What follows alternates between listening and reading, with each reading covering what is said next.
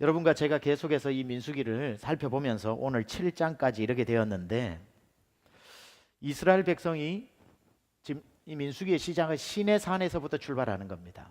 시내산에서 출발해서 약속의 땅인 가나안으로 들어가는 여정이 민수기인데, 우리가 계속해서 지금 10번이나 민수기서를 보고 있지만 7장까지 이르렀는데도 불구하고 아직 시내산에서 출발하지 않았다라는 것을 기억하셔야 되고요. 그러면 갔나 싶으면 아직 있어요. 이제는 출발했겠지 싶으면 아직 시내산에 있어요. 언제 가느냐면 9장에 이르러서야 이제 불기둥 구름기둥이 임하면서 이 장막과 이스라엘 백성이 이동해 가기 시작합니다. 따라서 9장까지는 시내산에서 광야를 통과하는 준비 작업에 자세한 내용들이 기록되어져 있다는 것을 알게 됩니다. 준비 작업인데, 여러분이 저와 같이 말씀을 계속 보면서 이 준비 작업 중에서 1장에서 앞으로 나올 9장까지, 아니 오늘 7장까지만 보더라도 이 준비 작업 중에서 유난히 강조해서 준비시키는 한 분야가 있을 겁니다. 그게 바로 성막에 대한 준비라는 거죠. 그래서 이 7장까지 설교하면서 성막에 대한 바벨탑 신앙, 회막 신앙이라든지 하면서 제가 성막에 대한 것을 많이 얘기했고, 성막 안에서 일을 하게 되는 레위 지파, 고라 자손, 무라리 족속, 이런 레위 족속에 대한 준비 작업에 대한 것도 많이 여러분과 함께 이야기를 했고, 성막 안에 들어가는 그런 덮개라든지 물품에 대한 것들도 여러분과 나누었던 거 기억하실 겁니다. 장막을 어떻게 만들어야 하는지, 그리고 장막 안에 어떤 사람을 넣어야 하는지, 그런 사람들을 또 어떻게 준비시켜야 되고 어떤 마음가짐으로 섬겨야 하는지, 이런 장막에 유난히 집중되어져 있는 것을 여러분과 함께 살펴보고 우리가 알게 됩니다. 왜 이렇게 강조를 하고 있을까요?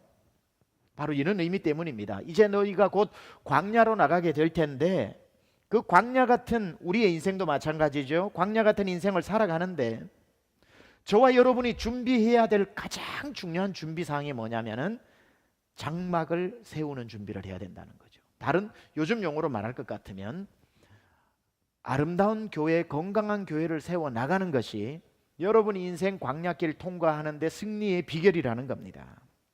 우리는 인생이라는 광야를 지날 때에 이 인생을 어떻게 하면 잘 지날까를 준비하기 위해서 가장 신경을 쓰는 게 스펙이라는 겁니다. 스펙. 그죠?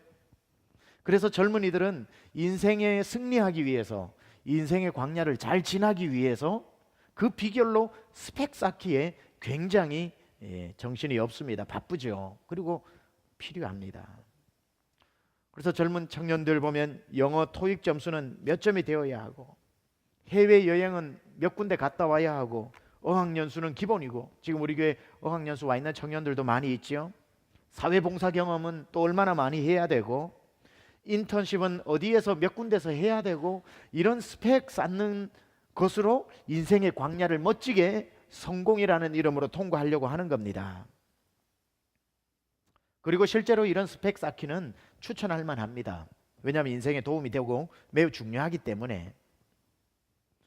이보다 더한 스펙을 쌓을 수 있다면 노력하십시오. 성실한 사람에게 인생은 더 많은 기회가 주어지는 것을 또 보게 됩니다. 제가 이렇게 스펙 쌓기를 찾아보다가 한국에서 많은 청년들이 대학을 졸업하면 들어가고 싶은 대기업들 쭉 몇 군데가 나오던데, 그 중에 보니까 삼성전자 탑에 있는 기업이죠. 입사하려면 이런 스펙이 있어야 된다고 소개해 놓은 웹사이트가 있더라고요. 대부분 삼성전자 입사를 위한 기본 스펙이 이 정도입니다. 대학 학점이 3.7, 아마 4.0 기준이겠죠. 3.7, 토익 점수 841점, 어학연수 한 번 이상, 자격증, 필요한 자격증이겠죠. 2개 이상, 인턴 경험 한 번 이상, 사회봉사 경험 한 번 이상, 어디선가 수상 경력 한 번 이상. 이게 이제 기본 삼성전자 스펙입니다. 근데 이건 기본 경력이라서 이걸 가져서 입사하는 게 아니라, 입사 지원할 정도면 요 정도는 가지고 있어야 지원할 수 있다는 거죠. 그러니까 얼마나 경쟁이 심하겠습니까? 이런 스펙을 우리 청년들이 지금 쌓아서 회사 취직하려고 하는데, 수고가 많은 청년들입니다. 우리 집사님들, 우리 청년들 밥 많이 사주세요. 고단한 청년들입니다. 그런데 이런 청년들을 이렇게 한번 보면서 이 뜨거운 청춘들이지만 좀 안타까운 면도 있어요. 무슨 안타까운 면이 있냐면 이런 성공의 스펙을 쌓느라 인생의 가장 중요한 스펙을 소홀히 하는 경향들이 있다는 겁니다. 회사를 얻기 위해서 성막을 잃어버리는 경우들이 있다는 거죠. 크리스찬 젊은이들 중에 젊은 시절에 세상에 성공하는 스펙은 많이 쌓아가는데 신앙생활의 스펙은 쌓지 않는 거죠. 자, 여러분에게 질문 드립니다. 여러분의 신앙생활의 스펙은 누군가에게 내놓으라 그러면 어느 정도의 스펙을 가지고 있습니까? 청년들에게도 제가 청년 설교 이제 좀 있으면 해야 되는데 또 물을 겁니다. 청년 시절에 세상적인 인턴 경험도 그리고 사회봉사 경험도 그리고 점수도 뭐 여러 가지 수상 경력도 있어야 되지만 하나님 나라의 스펙도 젊을 때 많이 쌓아둬야 된다는 겁니다. 어린아이들을 가르치는 하나님 말씀 가르치는 티칭 스펙도 쌓아보고 여름이건 겨울이건 단기 선교도 이곳저곳으로 나가면서 선교에 대한 스펙도 쌓아보고 흙먼지 휘날리면서 그 선교 현장에서 흙먼지도 마셔보고 기침하면서 잠도 들어보고 젊은 시절부터 같은 청년들을 같이 섬기는 목자의 경험, 리더십도 키워보고 난민의 가정들을 돌아보면서 예수님의 마음도 느껴보면서 젊은 시절부터 신앙의 견고한 스펙도 쌓아나가야 한다는 겁니다. 그런데 많은 청년들이 이러한 스펙에는 이러한 회막 신앙에 대해서는 무관심하더라는 겁니다. 우리 이번 청년들을 겨울 수련회 뭐죠? 다음 주가 뭐죠? 크리스마스 때 다 난민 가정들을 목장들이 방문한다고 합니다. 그래서 난민 가정들 방문해서 그들에게 선물도 주고 시간도 보내고 그렇게 하기로 청년 목장이 거의 지금 이제 내년 되면 20개 목장이 되는데 그렇게 난민 가정들을 방문해서 시간을 보낸다는 것을 담당 사역자 목사님한테 들으면서 그래 청년들 때 바로 그런 게 신앙의 스펙을 쌓는 거라는 거죠. 그렇게 살아야 잘 사는 거라는 겁니다. 이건 청년들만의 이야기가 아닙니다. 장년, 청년, 노년 다 마찬가지입니다. 아직 인생의 광야 여행이 끝나지 않은 우리 모두에 대한 해당되는 것이고 여러분에게 있어서 가장 인생의 광야길을 지나는 동안 우리 오늘 9장에 출발하기 전에 1장부터 9장까지 강조하고 있는 것이 뭐냐면 성막 준비거든요. 저는 여러분의 인생에 있어서 가장 먼저 쌓아야 될 스펙과 가장 중요하게 여겨야 될 준비 작업이 있다면 좋은 교회를 만나 섬기는 것입니다. 여러분 회막이 여러분에게 중심에 딱 서 있어야 된다는 거죠. 그 교회를 만나 그곳에서 견고하게 뿌리를 내리고 그곳에서 신앙생활의 중심을 잡아줘야 나중에 인생이라고 하는 이 광야를 흔들림 없이 지나갈 수 있다는 겁니다. 성막을 가장 중요하게 생각하고 성막을 잃어버리지 않는 믿음을 가지는 것, 그게 민수기 정신이라는 거죠. 민수기 정신. 어디에 내가 땅을 많이 사놓았고 어느 펀드에 투자해 두었고 어느 회사 주식을 얼마나 가지고 있고 든든한 노후 플랜을 몇 개를 가지고 있고 내가 사회에 저명한 인사 이름만 내놓으면 다 아는 그런 사람 몇 명을 알고 있고 노후 보장이 얼마나 견고하게 되어 있느냐, 이것 가지고 인생을 통과할 수 없다는 거예요. 그것보다 먼저 준비해야 되는 것이 내가 평생 섬길 교회를 찾았는가, 내가 평생 섬기다 죽을 만한 교회를 찾았는가, 내 죽음의 묘비에 이름 새겨놓을 만한 어느 교회, 어느 직분 해서 새겨놓을 그런 내 인생의 성막을 찾았는가. 아마 그분 그렇게 찾았다면 그분은 다른 거 없어도 인생 승리하면서 인생의 광야를 무사히 지날 수 있는 사람입니다. 가장 먼저 챙겨야 되는 것을 우리는 가장 나중에 챙기려는 경향이 있고 너무나도 쉽게 이 성막을 포기해버리는 것을 보게 됩니다. 저의 눈에 가장 이렇게 보면 저를 안타깝게 하는 분들이 있어요. 사회에서 출세도 하고 기반도 잡고 집도 꽤 좋은 집을 가지고 차도 안전 시스템이 잘 되어 있는 좋은 차를 몰고 뭐 경제적으로 전혀 어려움 없이 살면서 자녀들도 잘 큰 것 같은데, 그러면서 이제 환갑이 훨씬 지나가는데, 그렇게 사회에 부족함 없이 다 갖추고 있는 듯한데도 불구하고 섬기는 마땅한 교회가 없이 이리저리 방황하는 분을 보면 너무 안타까운 겁니다. 그분을 과연 믿음 안에서 성공했다고 말할 수 있을까? 한 교회에 환갑이 넘는 나이까지 뭐 이주를 해오거나 이사를 하거나 이민을 하거나 그건 예외죠. 그러나 한 지역에 오래 살면서도 한 교회에 정착하지 못하고 그 교회에서 오래 섬겨서 충성된 직분을 받지도 못하고 그 나이가 지나도록 성도들의 존경도 받지 못하고 그저 이렇게 떠돌아다니는 그런 분들을 심심찮게 만나는데, 그런 분들 보면서 드는 생각이, 저분은 성공했다고, 인생을 성공했다고 말할 수 없겠다. 뭐 타주에서 오거나 직장 문제로 그렇다면 이해가 되지만, 수년이 한 지역에서 살면서도 기도 가운데 교회를 만나지 못하고 떠도는 것, 심각한 문제가 아닐 수가 없습니다.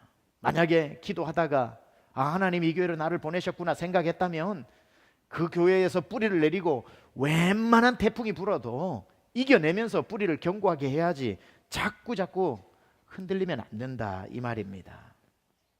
12월만 되면 모든 교회들마다 성도들의 마음이 뒤숭숭해지고, 또 교회들은 그러한 분위기를 익히고 성도 잃어버리지 않기 위해서 마음을 졸이고 있고, 주님이 보실 때에 얼마나 안타깝겠습니까? 12월마다 교회에 일어나는 그런 현상들, 주님 보실 때 참 슬프시겠다. 그냥 우리는 교회를 그냥 다니는 게 아닙니다. 보냄받아 다니는 겁니다. 하나님이 보내셨다 라고 응답을 받고 정착을 하는 것. 우리 여기는 다 세미한교회 성도님이니까 세미한교회로 주님이 보내심을 받았고요. 기도하기 위해서 금요 성령 집회에 나와서 금요일마다 은혜 받으시는 분들은 주님이 지금 보내신 그 교회에서 충성을 다해서 보냄받은 자로서의 삶을 열심히 살아낼 때 하나님의 큰 칭찬이 있는 겁니다. 그래서 이런 꿈을 가지셔야 돼요. 교회를 잘 정하시고, 일단 정하셨다 그러면은 그곳에서 믿음의 2대, 3대, 내 자녀, 내 손주까지 키워내겠다라고 하는 그런 지속적인 큰 스펙트럼으로 신앙생활을 견고하게 해나가는 거 여러분 필요하고요.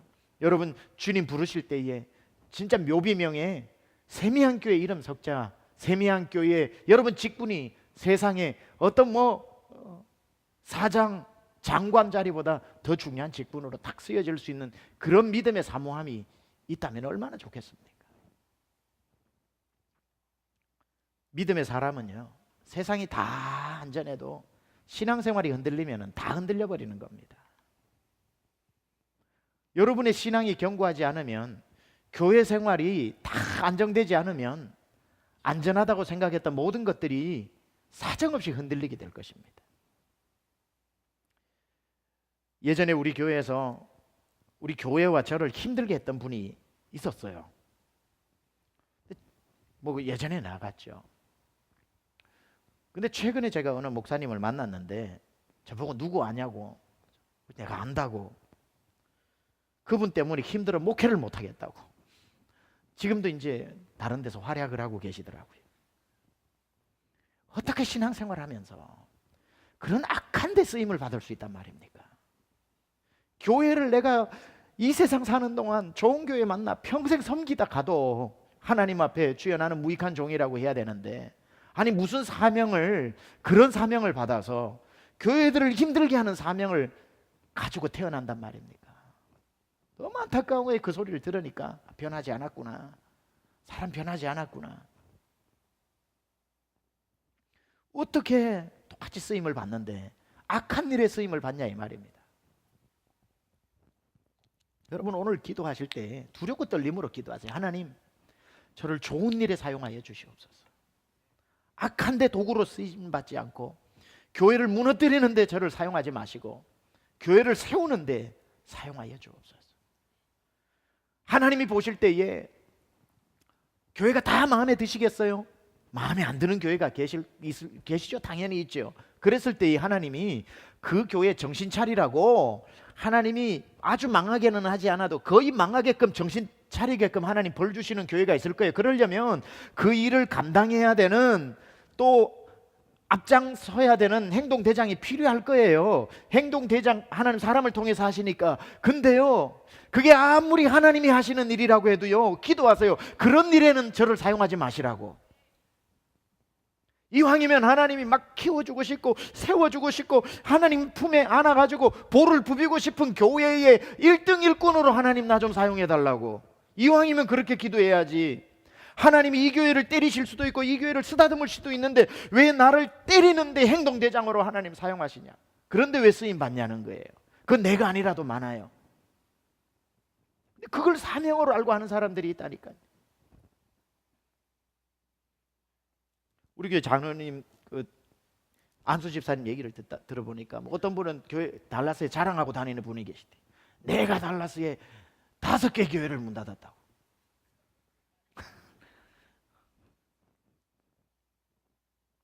천국에서 볼 일은 없을 거예요. 그분은 천국에서 만날 일은 없을 거예요.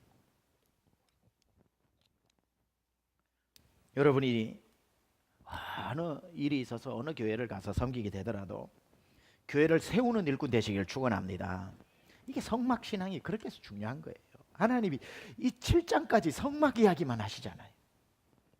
하나님께서 광야로 나가는 이스라엘 백성들에게 이토록 성막을 강조하고 또 강조하고 강조하고 또 강조하시는 이 이유를 우리는 알아야 되는데요, 이제 광야로 나가면 광야에는 아무것도 없어요. 그래서 언제나 성막이 중심이 되어줘야 돼요. 여러분, 사막의 중심은 오아시스가 아닙니다. 세상 사람들은 오아시스를 중심으로 자리를 피하지만 우리 믿음의 사람은 오아시스가 아니라 성막을 중심으로 광야를 지나가야 되는 겁니다. 우리가 마셔야 할 음료는 오아시스의 물보다 성막에서 흘러나오는 성전의 물을 먹고 마시는 게 우리의 인생이고요, 우리 광야에서 먹어야 할 양식은 바위 밑을 뒤져서 나오는 정갈을 구워서 먹는 그런 게 아니라 하늘에서 그냥 쏟아지는 만나와 메추라기를 먹도록 하나님이 우리를, 성막신앙의 사람은 그렇게 먹이시고 입히신다는 거예요. 세상의 사람들은 광야를 지날 때에 땅을 파고 물을, 이곳저곳 물의 흔적을 찾아 물 하나 마시는지 몰라도 성막신앙의 사람은 바위를 쳐서, 반석을 쳐서 물이 나오게끔 전혀 우리의 예상과 모범답안과 맞지 않는 예기치 않은 방법으로 당신의 백성을 먹이시는데, 누구에게? 성막을 떠나지 않는, 성막을 중심으로 동서남북 자리 잡고 있는 그 마음의 중심에 성전을 삼고 살아가는 사람은 하나님은 필요에 따라 하늘문도 여시고 바위도 입을 열게 하시고 그렇게 먹이시고 입히시는 겁니다.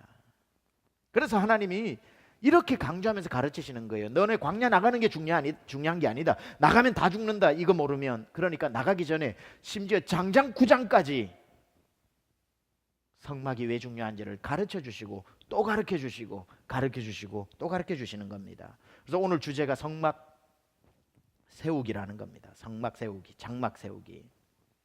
아까 또 말씀드린 거 제가 한 번 더 중요하니까 강조합니다. 성도는 마땅히 자기가 섬기는 교회를 건강하게 세워야 할 책임이 있습니다. 그리고 자기 자신도 성전이라 했으니 건강하게 세우는 것은 말할 필요도 없죠. 그래서 오늘 하나님께서 모세를 통해서 오늘 7장 1절에 하나님이 성전을 어떻게 생각하시는지, 그리고 하나님이 기뻐하시는 성막, 교회는 어떤 것인지, 도대체 교회와 성막은 무엇인지 짧은 구절이지만 아주 중요한 핵심적인 몇 가지 내용을 설명해 주고 계십니다. 어떤 성막이 건강한 성막인가?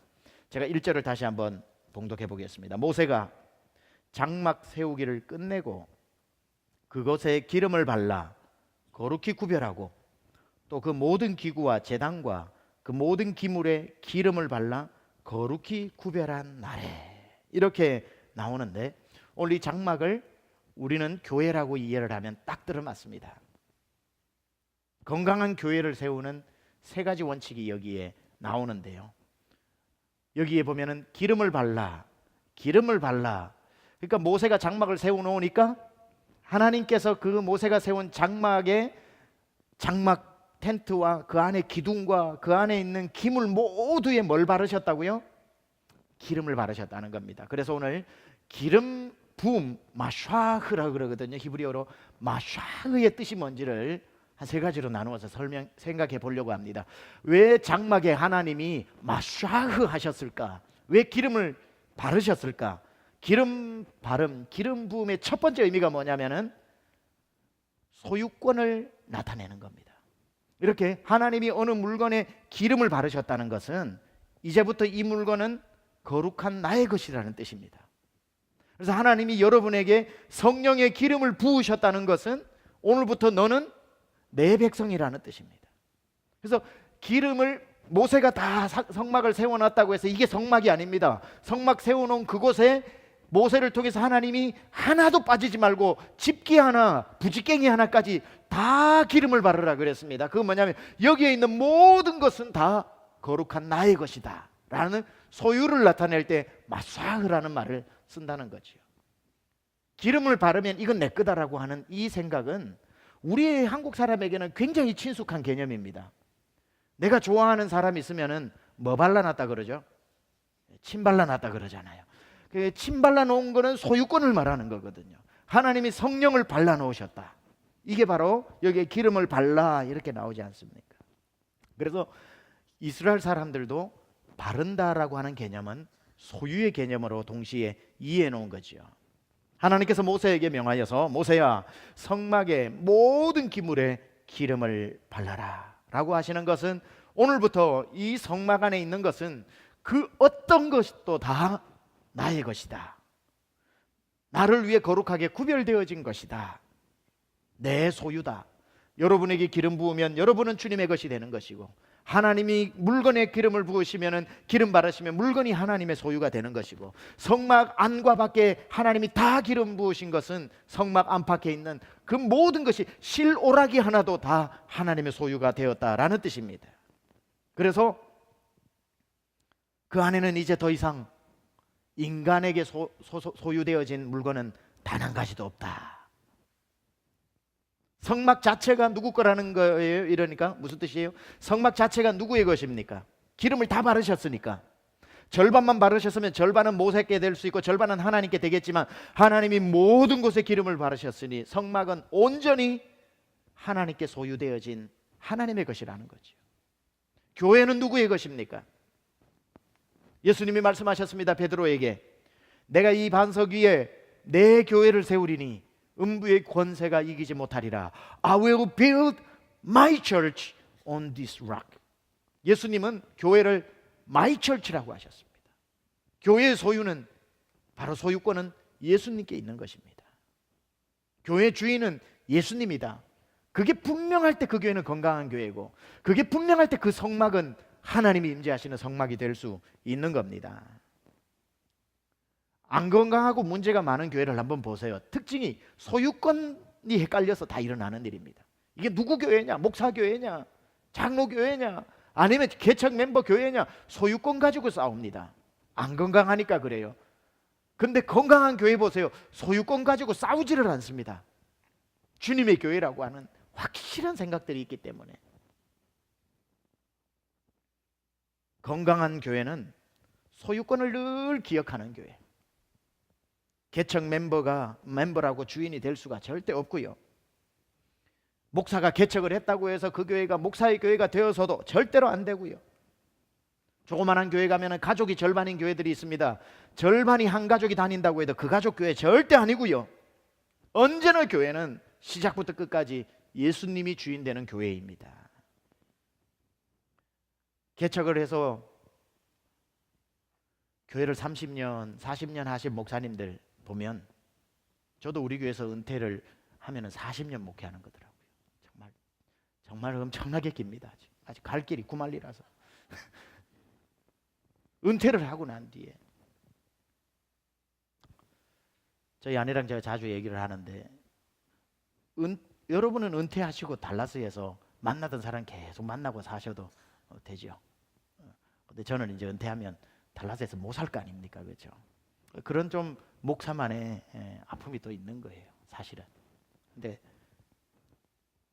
개척한 목사님이 은퇴를 하고 후임 목사님이 왔을 때에 자꾸 문제들이 많은, 갈등이 있는 교회들 보면은 뭐가 문제냐면 개척에서 오랫동안 목회하신 목사님이 소유권을 포기하지 않으니까 그래요. 자꾸 내 교회라는 생각이 있어서 저 후임 목사가 와서 교회 망친다고 자꾸 생각을 하니까, 주님의 교회라는 생각을 가지면은 그런 일 없는데 딱 맡기고 딱 사라져주면 되는데, 내가 젊음을 바쳐 이 교회를 어떻게 세웠는데, 내가 집 팔고 땅 빨아서 내 거 다 집어넣었는데, 주님의 그렇게 세운 교회가 무너질까 봐 두렵고 떨리는 마음 왜 이해 못하겠습니까마는, 자꾸 그것 때문에 소유권을 내어놓지 못하고 후임 목사님한테 간섭하면 교회는 이제 갈라지게 되는 거죠. 400m 이어달리기 해보셨죠? 바톤 들고 뛰잖아요. 바톤을 첫 번째 주자가 두 번째 사람에게 딱 주고 해야 될 일이 뭡니까? 빨리 놓고 트랙을 벗어나야지. 줬는데 주기 싫어. 그러니까 이걸 딱 잡고 뛰어. 그러니까 앞에 사람은 받았는데 안 줘. 막 땡기고, 이거는 아쉬워서 안 주다가 어떻게 돼요? 두 명의 발이 엉켜서 둘 다 쓰러져 가지고 탈락되는 거 아닙니까? 딱 주고 트랙을 벗어나는 것, 소유권을 확실히 넘겨주는 것. 이런 일들이 일어나지 않으니까 교회가 완주하지 못하는 일들이 일어나는 겁니다. 교회의 주인이 누굽니까? 저는 시골의 장로교회에서 예수님을 믿고 고등학교 2학년 마치고 3학년 되기 전까지 우리 은평 장로교회를 다녔는데, 그때 교회에 분쟁이 일어났을 때 장로님 몇 분이, 제가 직접, 저는 전에 들은 것도 아니에요. 제가 직접 들은 거예요. 장로님 몇 분이 제가 있는 자리에서 하셨던 말씀 평생 잊지 못합니다. 꿈에서도 잊지 못합니다. 우리 교회 이름이 뭐고 은평 장로교회 아이가, 장로교회니까 장로가 주인이지, 이 말을 평생 저는 잊지 못합니다. 여러분, 내가 아세요? 이런 생각을 가진 사람들이 한국교회에 생각보다 많다는 거. 그래서 문제라는 거. Elders Church가 아닙니다. Presbyterians입니다. Presbyterian Church입니다. 그 장로하고 엘더하고 is different.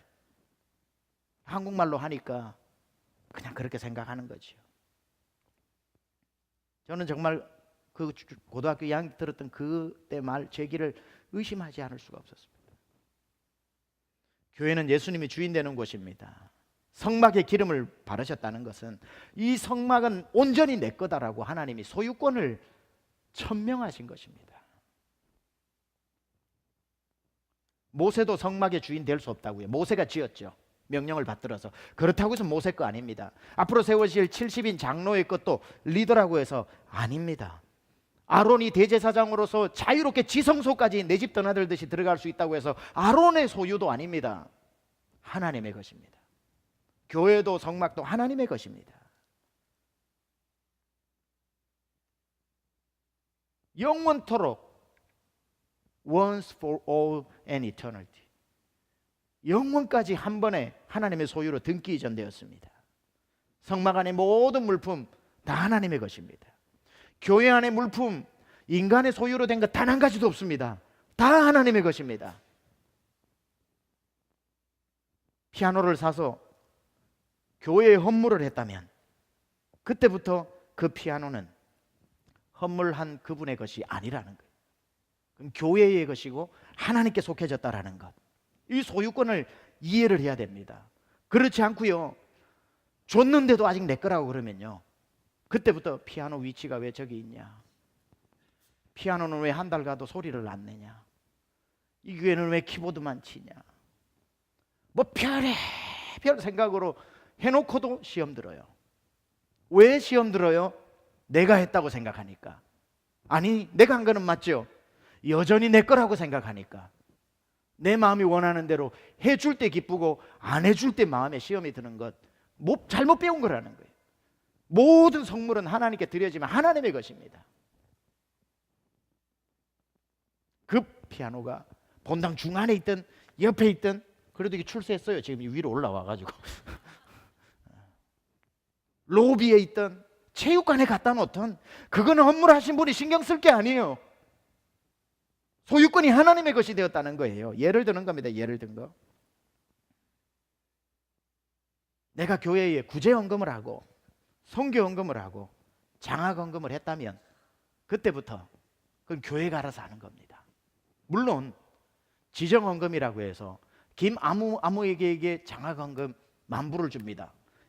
1센트도 빠지지 않고 주죠. 그런 지정헌금은 그런 차원이 아니라 선교헌금으로 드립니다 라고 해서 내가 10,000불을 드렸다면 그 10,000불의 선교로 여기에 쓰든 저기에 쓰든 그건 그때부터 내가 원하는 무엇을 이루는 게 아니라는 거죠. 완전히 소유권이 이양된 것을. 그렇지 않으면 왜 이런 데 쓰냐, 왜 저기에 안 쓰냐, 계속해서 그 사람의 마음이 불편해진다는 것은 그분 돈이 교회에 와 있지 하나님께 드려진 게 아니라는 뜻이라는 거죠. 내 손을 떠난 다음에는 하나님께 드림받고 하나님이 기름 발라버리셨다는 거예요. 하나님의 소유가 되었다는 거예요. 그게 안 되면은 내 집을 팔고 내 땅을 팔아서 교회에 넣어놓으면 여전히 교회에 내 집도 있고 내 땅도 있다고 자꾸 내 소유라고 생각을 하니까 교회가 내 거라고 착각에 빠지게 되는 거예요. 헌신을 많이 하면 많이 할수록. 많은 경우 교회 안에 하나님의 소유와 내 소유가 겹쳐 있는 것도 또 보게 됩니다.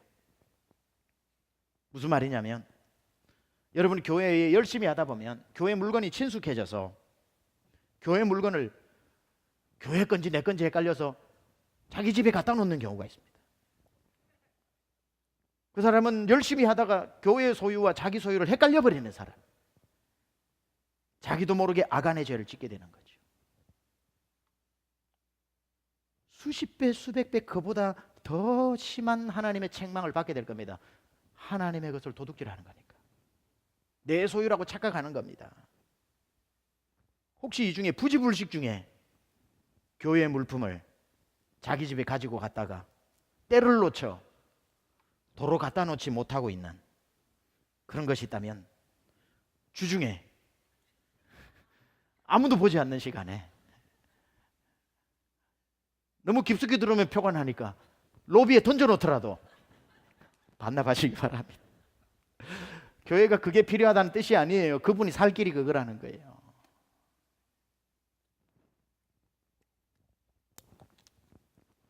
목사라고 해서 마음껏 교회 소유가 자기 건 줄 알고 교회 걸 집에 다 갖다 놓는 그런 경우도 당연히 없어야 되는 것이고 그 누구도 마찬가지입니다. 소유권을 하나님의 소유, 하나님의 것, 하나님이 기뻐하시지 않는 일은 악은 모양이라도 버려야 되기 때문에 이런데 경건하면 경건하고 치밀하면 치밀할수록 좋아요. 만약에 여러분이 몇 년 전에 교회에 헌금을 했는데 그게 자꾸 여러분에게 생각이 난다면 그분은 교회에 헌금한 게 아니라 교회에 돈을 맡겨놓은 거고 그 돈은 아직 하나님의 계좌로 등기 이전 트랜스퍼가 안 되었다는 뜻입니다. 그러니까 소유권에 대한 것을 빨리 여러분들이 인식하고 드릴 수 있는 마음, 그게 헌물이 되었던 시간이 되었던 10의 1조가 되었던 특별한 헌금이 되었던 그게 무엇이든지 간에 하나님은 여러분 손을 떠나는 순간 이 제단에 들어오는 순간 기름 바르셨다는 거예요. 그때부터 하나님의 것이라는 겁니다. 여러분이 드린 헌물 중에 교회 안에 헌물 중에 많겠죠. 우리 성도님들 수고하셨으니까 볼 때마다 저거 내 거 하면은 아직 하나님 안 받으신 겁니다. 저거 내가 한 거 이 생각은 당연히 하겠죠. 내가 한 거지만 저거 하나님 거라고 생각하면 하나님 받으신 겁니다.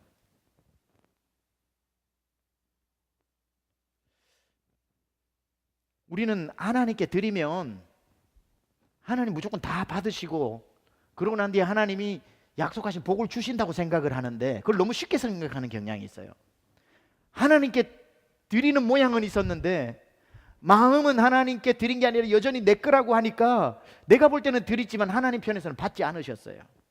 그러니까 하나님이 받은 것에 대한 복을 못 주고 계시는 거예요. 완전히 받으셔야 하나님이 지금 주시든지 나중 주시든지 하나님이 약속하신 은혜와 복을 주실 텐데 우리는 당연히 내 손에 없으니까 드린 거라고 생각을 하는데 주님은 야, 네 손을 떠났는지는 몰라도 내 손에는 아직 안 들어왔다.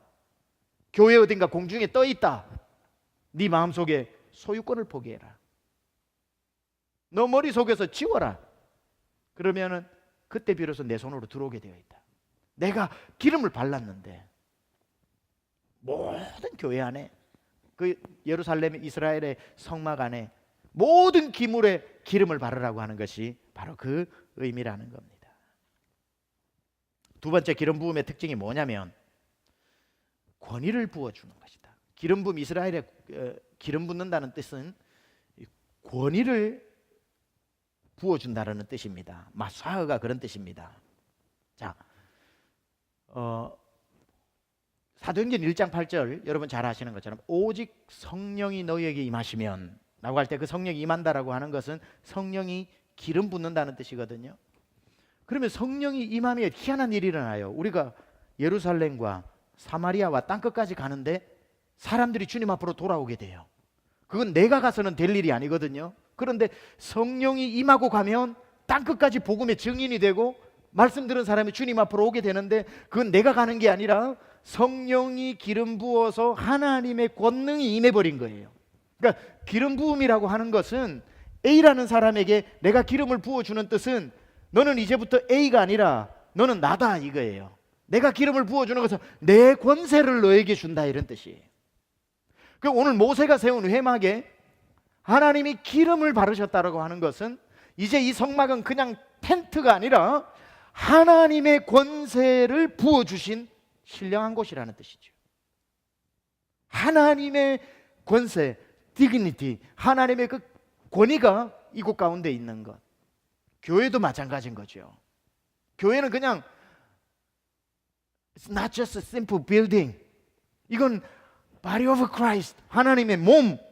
그냥 하나님이 이 건물을 뭐라고 얘기하시냐면 나다라고 말씀해 주신 하나님, 기름을 부으셨다는 건 하나님이 교회에 기름 부으셨다는 이런 뜻이에요. 하나님이 기름 부으면서 이제 너는 건물이 아니라 내 모든 권세를 너한테 주는 거야.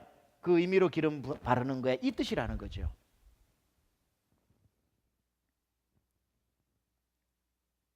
오직 성령이 우리에게 임했다는 건 기름을 부어서 이제는 내가 아니라 하나님의 권세가 180도 안 되는 제 길을 밝혀버렸는데 180도 안 되는 저에게 임하셨다는 거예요. 근데 하나님의 권세라는 거죠. 그래서 음부의 권세가 한 길로 와서 7길로 도망가는 것, 그거는 최병락의 두꺼운 눈썹을 보고 도망가는 게 아닙니다.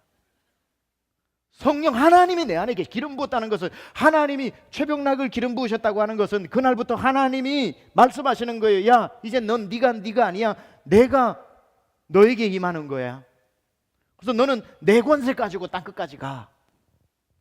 성막에 기름을 부으셨다는 것은 이제 너는 텐트가 아니야. 칼로 쭉 찢으면 찢어지는 텐트라고 우습게 보지 마.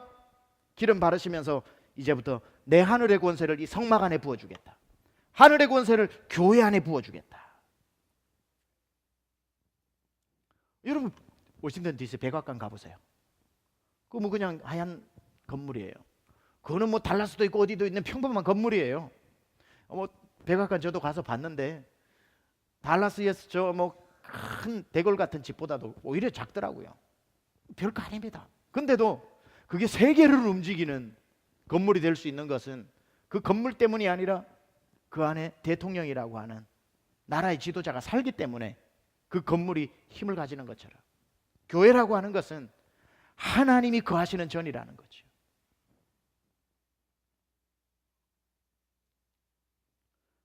우리는 이런 눈들을 좀 교회를 볼 때 회복해야 됩니다.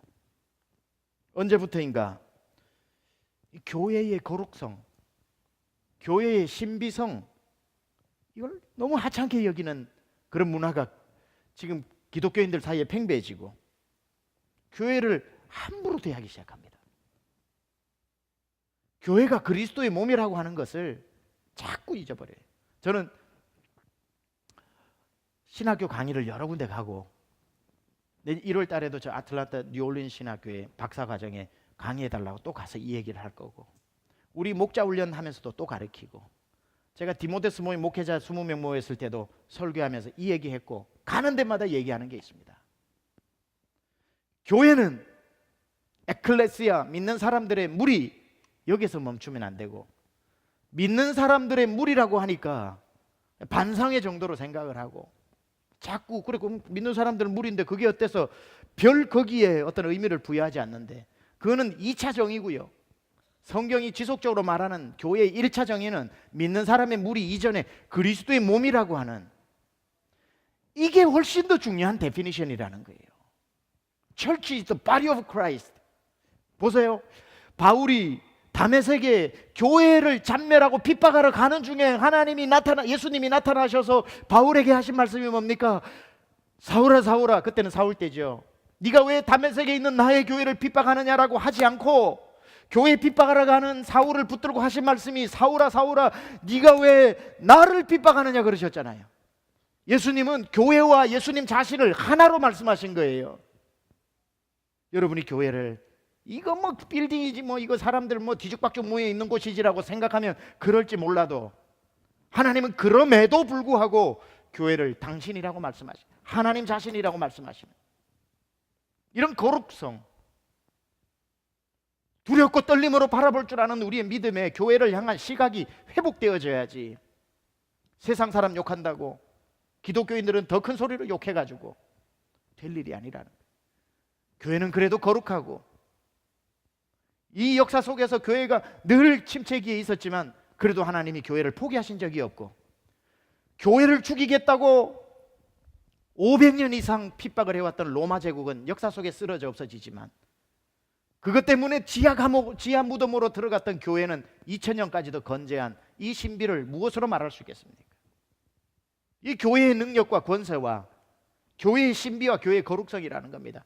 하나님이 포기하시지 않는데 어떻게 인간이 교회는 다 끝났다고 얘기할 수 있으며 함부로 고기 씹을 때 교회를 함께 씹을 수 있겠습니까? 교회는 차 마시는 커피숍도 아니고 배고플 때 찾아가는 빵집이나 식당도 아니고 그런 똑같은 건물이라고 생각하면 안 됩니다. 조금만 교회가 문제가 생기면 언제든지 교회를 상대로 싸워도 된다는 위험천만한 생각을 하지를 마세요. 그리스도의 몸이라는 것을 늘 가지고 젠킨이라고 하는 사람, 교회는 그리스도가 3일 동안 무덤에 잠자는 동안 그 허리춤에서 나온 신부이다. 기가 막힌 말을 했죠. 주님이 교회를 얼마나 귀하게 여기는지 우리는 알아야 됩니다. 교회는 마음대로 씹어도 되는 오징어 땅콩 정도로 생각하는 것 위험천만합니다. 이제 이런 설교도 저같이 겁없는 사람이나 하지, 교회를 거룩하게 해라 그러면은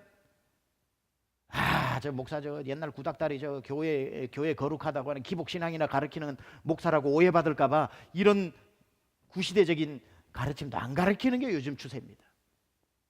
요즘 강단에서 교회에 잘하십시오 그러면은 목사에게 충성하라는 건 줄로 오해하고 다 바로 듣기 때문에 그런 구차한 말 듣고 싶지 않아 가지고 설교를 안 해버립니다. 그래서 성도들이 교회가 얼마나 거룩한 곳인지를 영영 못 듣고 있습니다.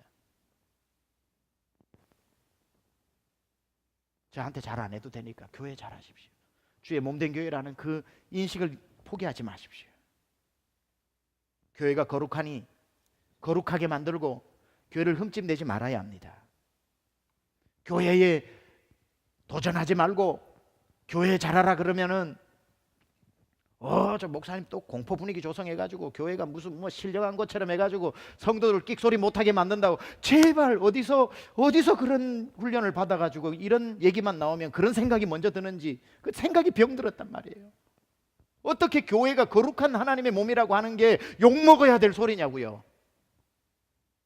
어떻게 이게 욕먹어야 될 소리입니까? 어떻게 이게 성경에 나온 말씀이 구닥다리 말씀이 되어버렸습니까?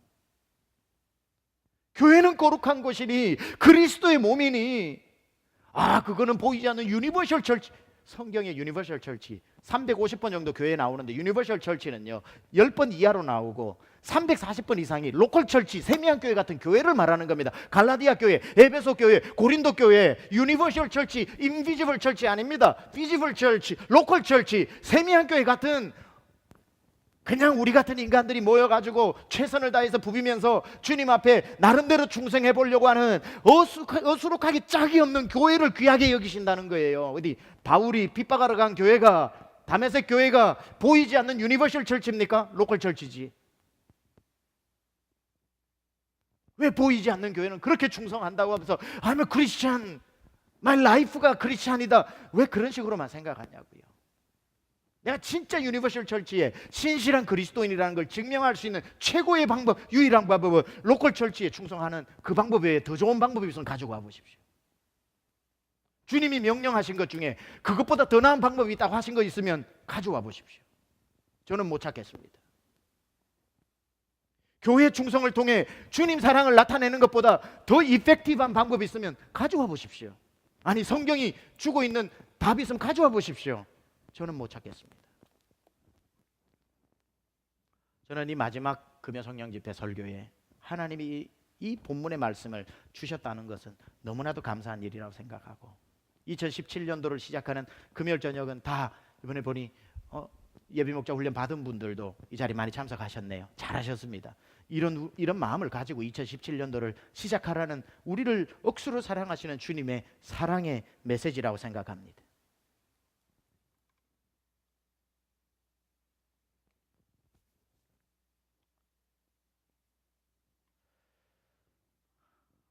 여러분, 주의 몸된 교회를 가지고 부족한 게 있으면 여러분의 은사를 가지고 부족함을 메꾸려고 생각을 해야 되고, 그래서 우리 모두를 통해 교회가 더 건강해질 수 있어야 되는데, 교회를 가지고 세상 어디에도 탓하고 손가락질 한다고 나아지는 곳은 교회뿐 아니라 그 어디에도 없습니다. 우리가 장난을 치고 험담을 하고 가지고 노는 게 장난감이라면 괜찮지만 그 대상이 교회라면 그건 너무나도 심각한 것입니다. 여러분 인생의 가장 치명적인 실수를 범하는 겁니다. 교회를 가지고 장난치는 것을 보면, 저는 그 시대에 안 태어나서 안 자랐지만 영화에서나 드라마에서 왕왕 보는 꼭 이런 모습을 연상하게 됩니다. 6.25 전쟁이 끝나고 아이들 고무신 신고 동네 앞에 논 같은 데 나가서 335 놀 때 수류탄 떨어졌는데 불발돼 가지고 안 터진 수류탄 같은 거 주워 가지고 친구들끼리 막 가지고 노는 일들 있죠. 이게 무엇이다요? 이러면서 그거 가지고 뭐 돌멩이 가지고 툭툭 쳐보고, 이게 뭔가 이렇게 장난치는 그 모습을 만약에 군인 출신이 봤다면 경악하지 않겠습니까? 엎드려 하고 그 불발된 수류탄 터지면 터져가지고 실제로 많이 죽었잖아요. 그래 놀다가 손이 잘리기도 하고 눈이 사라지기도 하고, 내관을 잘못 치면 불발되었던 그 수류탄은 언제든지 터지는 거 아닙니까? 그것보다 더 위험한 게 우리 손에 교회를 가지고 교회를 장난감 삼아 놀고 있는 이러한 모습들을 주님 보실 때는 어마어마한 일을 하고 있는 거라는 거죠.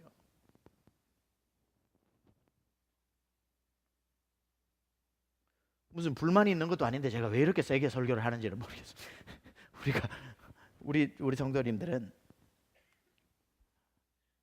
이 기름 부음이라는 것에 대한 인식이 잘 되어 있어서, 첫 번째 소유권에 대한 부분도 정말 훈련이 잘 되어 있어서 무슨 뭐 그걸 재교육할 필요도 없고, 오늘 말씀이 나오는 마사의 의미를 알려드린 거고, 두 번째 이 기름 부음이라고 하는 것은 하나님이 내 권세를 여기에 위임한다는 뜻이고, 이제 마지막으로 기름을 바른다는 것은 어떤 임무를 줄 때 기름을 바릅니다.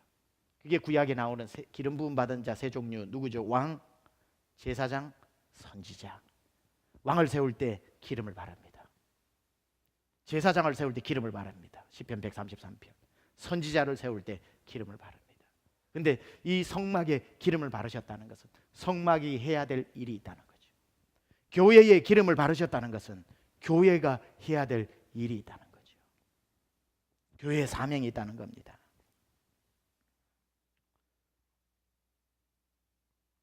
오늘날 말씀을 마무리합니다. 교회들이 하나님이 기름 부었는데도 그 사명을 잃어버린 교회들이 너무나도 많습니다. 유럽의 교회들은 사명을 잃어버려서 술집이 되고 나이트클럽이 된 지 오래고, 미국의 많은 교회들이 사명을 잃어버려가지고 이제 미국에서 교회들이 하는 가장 많은 사명 중에 하나가 뭔 줄 아십니까? 결혼식과 장례식입니다. 이젠 결혼식과 장례식 하는 장소로 사명이 바뀌어져 버렸어요. 미국에 있는 한인 교회들은 교회가 하나님이 기름을 부어서 해라고 했던 일을 하고 외에 다른 일이 더 중요해진 일들도 많습니다. 이민 생활에 지친 사람들이 일주일에 한 번씩 모이는 친교 모임이 되거나 한국 음식 일주일에 하루 먹는 날 정도로 생각하는, 또는 신분이나 세금이나 돈 세탁이나 무엇이 되든지 간에 교회의 본질을 벗어난 위장 교회들도 적지 않게 있는 것으로 알고 있습니다. 어떤 경우는 종교 비자 신청이 들어와서 그 교회 실사를 나가보니까 실제로 존재하지 않는 페이퍼 처치, 유령 교회가 얼마나 많은지. 주님의 몸 된 교회가 땅끝까지 이르러 복음을 증거하라고 하는 그 이유 때문에 기름을 부었는데 딴 일을 하고 있는 본질에 벗어난 교회들이 얼마나 많냐는 겁니다.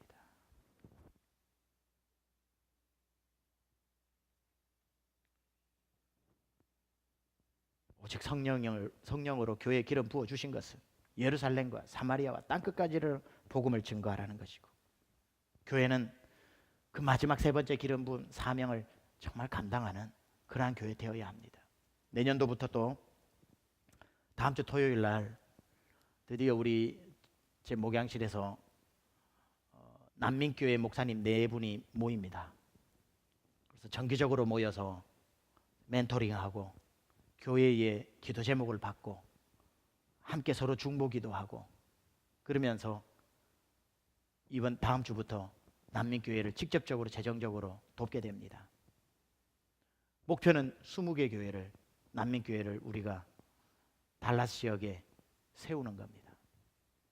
개척되어진 교회를 재정적으로 우리가 성도들이 가서 도와서 그 교회가 든든하게 서면 파트너 교회가 되는 겁니다. 여러분, 난민교회 20교회 세우면 하나님 달라스에 보내는 난민들, 세미한 교회를 통해서, 그 난민교회를 통해서 우리 다 아울리치 할 수 있습니다.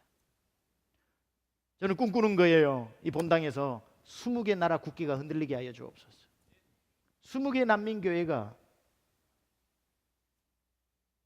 주님께서 세미한 교회를 통해서 우리 교회를 인큐베이트 했고 세워지게 되어서 이렇게 난민들이 몰려오는 그 모든 우리 한인교회가 옛날에 이민자들 올 때에 다 거두어서 예수 믿게 해가지고 다 권사장로 교회 1등 일꾼으로 세웠던 것처럼 이제 난민교회가 세미한 교회 성도님들의 헌금과 땀과 수고를 통해서 20개 뿐이겠습니까? 하나님이 원하시면 30개 40개도 도와서 그 교회들이 세워지는 그 상상을 해보면 교회가 본질에 충실할 때 하나님께서 그런 일을 감당하게 하실 것이고, 내년부터는 그래서 목장들이 지원하면 초원마다 난민교회 하나씩 다 우리가 돕게 되는 초원들을 매칭을 시켜줘서 주일날도 그 교회 가서 예배도 드리고 어쨌든 필요를 따라 도와서 그 교회가 반드시 서고야만은 우리 때문에 부담스러워서라도 포기할 거 포기 안 하고 끝까지 견뎌서 건강한 교회를 세울 수 있는, 아까 우리 기도한 것처럼 세미한 교회에 있는 사방 백리 안에 인종 불문하고 다 지옥 가는 사람 없게 하는 것, 그 사명 기름 부음을 가지고 여러분을 부르셨습니다. 오늘 이 말씀을 가지고 오늘 우리 한번 기도를 하는데,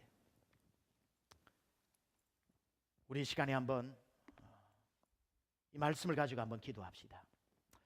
제가 먼저 기도 제목을 드릴 때에 기도하시기를 원하시는 분들은 앞으로 나와서 무릎을 꿇고 기도 제목 챌린지를